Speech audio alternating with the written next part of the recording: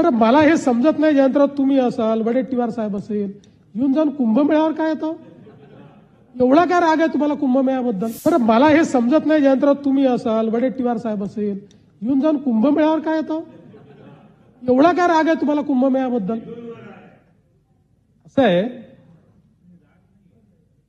असं आहे की कुंभमेळा नाही त्रुटी नाही, त्याच्यावर इतका पैसा का खर्च होता असं तुम्ही त्या ठिकाणी सांगितलं म्हणून सांगून देतो.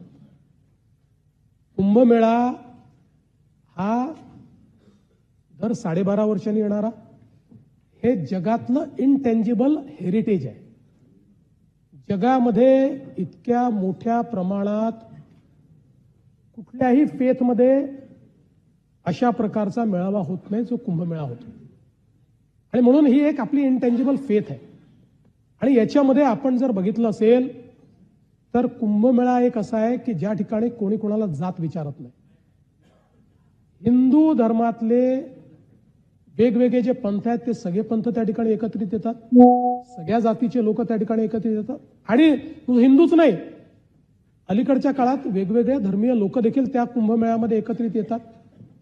आणि मला असं वाटतं की आपण दुसऱ्या पद्धतीने जर बघितलं तर प्रयागराजमध्ये ज्यावेळेस आता कुंभमेळा झाला, म्हणजे आपण काही त्याचा गुंतवणुकीवर परताव्याचा रेशो बघत नाही, पण प्रयागराजला त्यांनी जेवढी गुंतवणूक केली ना त्यापेक्षा जास्त परतावा त्यांना मिळाला आणि तो परमनंट मिळत राहणार आहे.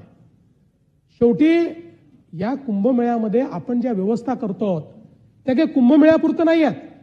उदाहरणादाखल पैसा कशावर खर्च करतोय आपण? गोदावरी स्वच्छ करण्याकरता करतोय, एसटीपीज आपण तयार करतोय. गोदावरीमध्ये नाशिक आणि त्र्यंबकेश्वर आणि सगळ्या परिसरातलं एक थेंब देखील सिवेज गोदावरीत जाणार नाही, ते स्वच्छ करून जाईल. आता हे काय फक्त कुंभमेळ्याला याचा फायदा आहे का?